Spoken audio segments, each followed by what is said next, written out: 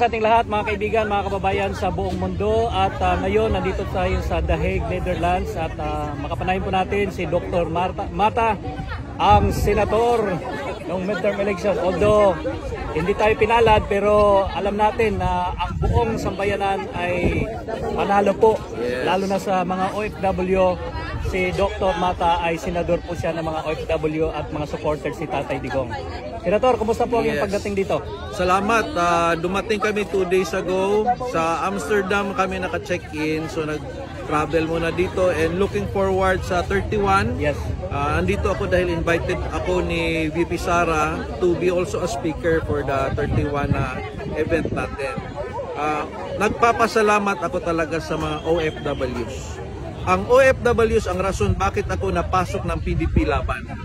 Tumakbo ako ng independent on the belief na pwedeng masali kahit simpleng tao lang. Ang OFWs ang nag-invite sa akin sa Hong Kong.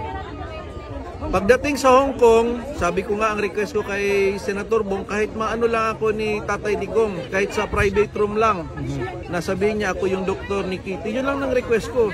Si Tatay Digong, hindi niya sa private room in-announce. In-announce niya sa harap ng madlang people. Nasabi niya, isali ito, doktor ito, taga Davao ito. So that changed everything. Napasok ako ng PDP.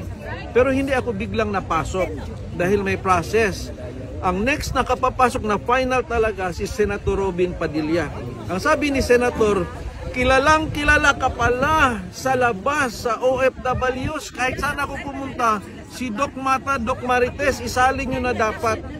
So to make it very simple, dahil sa OFWs, ako po'y nasali sa PDP laban and that changed everything. Hindi man po ako nanalo pero it has changed a lot of things. And God willing, depende na po kay Lord yan kung tayo po'y babalik sa 2028. Pero napakaganda na po yung foundation na nangyari. So yun po ang aking masasabi. At salamat po sa inyong lahat, sa inyong prayers para kay Tatay Digong. Ako'y kasama ninyo. Naniniwala na mababalik po si Tatay Digong. Yes, sir. May additional ko, sir. Sir, ano po yung mensahe ninyo para sa mga kababayan na talagang mahal na mahal kayo at binoto, talagang kinampaign kayo ng mga tao, sir? Ano po ang masasabi ninyo na hindi bumitiw sa inyo kahit hanggang sa dulo talaga? Ako'y nagpapasalamat dahil ako po'y simpleng tao lang na gusto kong i-prove na pwedeng simpleng tao ay magkaroon ng mark. Na-prove natin yun. Hindi man nanalo pero ang layo ko kung sino man ako before. Ang layo na nangyari ngayon.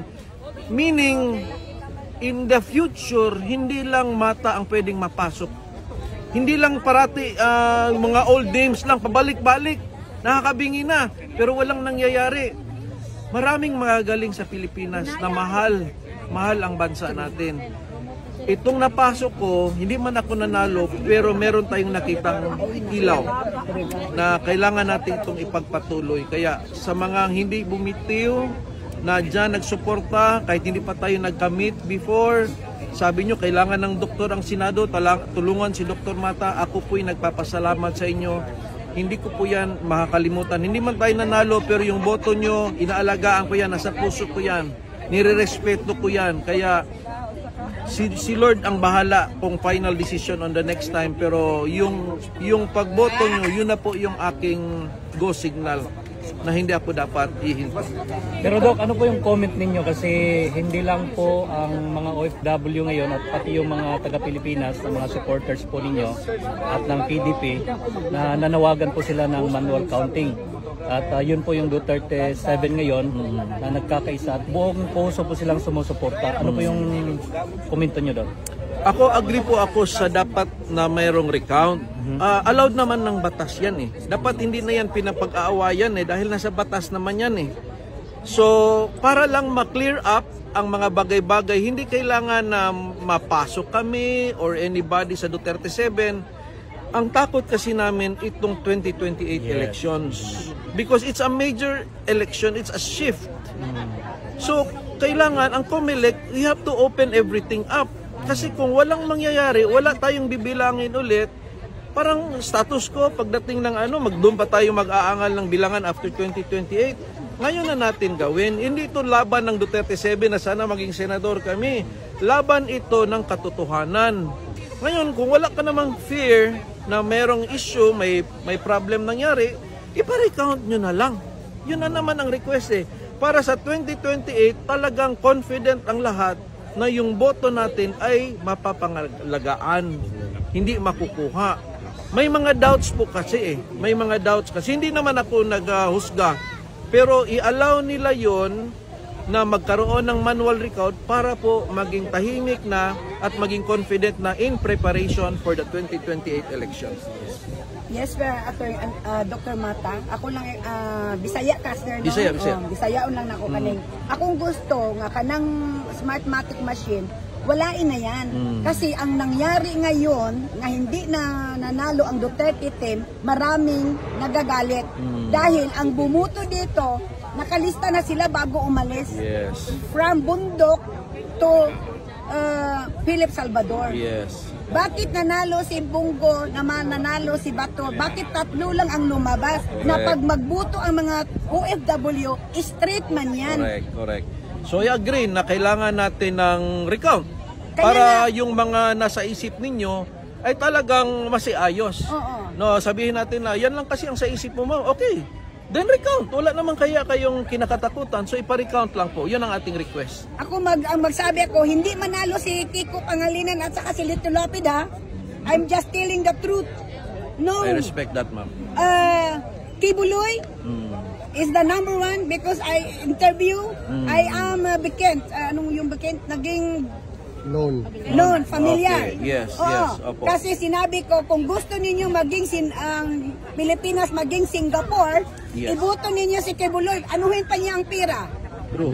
Marami naman siyang pera. Ang binoto ninyo, tumanda na si Tito Soto. Walang nagawa. Paano umimprove ang Pilipinas kung ang manatili ay mga korupsyon? Kaya kailangan pa sa mga pugo. Hindi mo akalain ang mga protector sa mga drugs, mga naka-uniform. Pamangkin ko, pulis. Hindi ko lang sabihin na Galit ka, ma'am? Galit ako. Kasi ang pamangkin ko takot. Kasi na-promote siya. Takot siya. Kasi against siya sa drugs. Pinaaral ko pamangkin ko. Ilabas na yung emosyon niya sa Yes. Namatay ang mama niya sa heart. Dahil sa... Pero na-promote siya, kaawa sa Panginoon kasi against siya. Pero takot ako, sir, baka maganon siya. Kasi kung sino yung against sa drugs, papatayin sa Pilipinas. Hindi ako takot. Hindi ako magbiya Manila sa September. Okay na, ma'am. Takot Salamat, ako. ma'am. Salamat, ma'am. Takot ako sa Manila. Totoo lang yun. Cebu ako. Sige, ma'am. Thank you. Mabuhay ka, ma'am. Salamat kayo sa inyong pagsagot, Doc, sir. Salamat kayo, ma'am. Salamat Pero kayo. nasaktan ako bakit hindi nanalo lahat ang Duterte 10. Okay. Salamat. Yan Mga ang mga ma'am. panawagan niyo ng mga OFW, yun ang emosyon nila yun. Yes. Respeto natin yun. Respeto natin yun. Doc, ano po ang inasahan ng buong sambayanan sa May 31? Mula kay Dr. Mata. Well, ako po'y on my personal, actually hindi ko pa alam yung kabuuang program. But for me, I'm very excited dahil ako po'y na-invite ni VP Sara dito. And to be invited by VP Sara, and that's the birthday of VP Sara as well. So to be here to speak to everyone, ako po'y excited. So hindi ko lang alam yung buong program and the other speakers, but yung excitement ko lang ang aking masabi na to meet all of you and to thank all of you. Kasi ang laki ng utang ng loob ko sa OFWs. Ate ko ni ulit-ulit yan. Hindi naging PDP laban si Dr. Mata kung hindi sa OFWs. Ito kwento ko na lang last. Sabi ko kay Ma'am Gemma sa Hong Kong, Ma'am, hindi ako PDP, Ma'am. Pag pumunta ako dyan, baka magtaka sila. Magpaalam ka sa PDP. Nagpaalam si Ma'am Gemma. Sabi ng PDP na desisyon na po na 9 lang. So, sabi nila, Doc, nag-meeting kami ulit. Sabi ng PDP, 9 lang sila. Pero kami kasi yung nag-organize. Kami ang mag-decide. Andyan ang PDP, andyan ka din. So, that's the OFW na talagang dahil sa inyo, napasok po ako. And touch po ako doon dahil nga sa amin vlog ni Erica Mrs. Nakilala nyo ako, nakilala nyo yung intentions namin. Kaya napakalaking tulong para sa amin, sa aming advocacy yun. Kaya utang ng loob ko po yun. Kabila ng busy campaign, Doc, at ngayon natapos na yung midterm election, ano po yung pinagkabisihan natin ngayon? Well, balik tayo sa ating practice as a doctor and back to sa ating social media, sa ating mga health topics, balik na naman. Siyempre yung mga comedies namin, balik din naman. So ako po'y hindi nasaktan talaga dahil sabi ko nga, itong takbo na ito, walang gastuhan ito. Although may gasto ang pamasahe. Siyempre may pamasaheng gasto. Pero tarpaulins, billboards, wala eh. Excuse me. Yes. Kaya sabi ko, pag matalo ka, kung hindi ka gumasto, hindi masakit sa'yo. Ang nangyari, it's a good foundation na lang. Yes, correct. Doc, inaasahan po ng buong sambayan, lalo na yung mga supporters mo ngayon, na hindi pa tapos ang laban at inaasahan po nila sa 2028 na tatakbo po kayo ulit bilang senador. Maasahan ba nila? Yung puso ko nandun na talaga. Pero yung sabi nga sa Bible, whatever you say, if it's the will of the Lord pa rin. Yes. Kasi hindi natin alam ang lahat. But yung puso ko ay talagang nandyan dahil yung serbisyo na gusto kong ibigay ay hindi ko pa po nabigay. Ang sa akin lang, Doc, yung pag-reconcile ni Marcos, I have to against that. I respect that, Because ma'am. I cannot return the history to trusted the man. Marcos BBM, we are not trusted. Kailangan kasi He is yung not beloved. He is not happen that ang Pilipino mamahalin siya sa ginawa niya ni Tatay Digong. dapat mag-effort siya na ibalik si Tatay Digong sa Pilipinas. Hindi naman natin sinasabing wala ng kasong gagawin. Ang akin, magpaalam sana sila dito na may korte naman, wala namang gera doon eh. Pwede bang ilipat na lang yung kaso? May lawyers tayo doon. Atin yun, Pilipino yun. Doon ilipat sa Pilipinas. I do believe that kind of effort, request from the Philippine government is already a sign na gusto na nila ng pagkakaisa. Pero kung sabing walang effort, That is only plastic. iba yung gawa, iba yung sinasabi. Okay. Wala nang maniwala ni BBM kasi sabi niya Interpol, tapos napadala si Tatay Digong. Sabi niya hindi niya wala siyang pakialam sa mga pagpa-ICC, pero napadala. Sino ang presidente? Torre is only waiting the command with the president. He is the high position. Wag mong lukuin ang mga tao, kahit mga grade 1, maalam na nila na nobody can send in Tatay Digong here. The president! Okay. The money is by him. Okay. Tama, ma'am.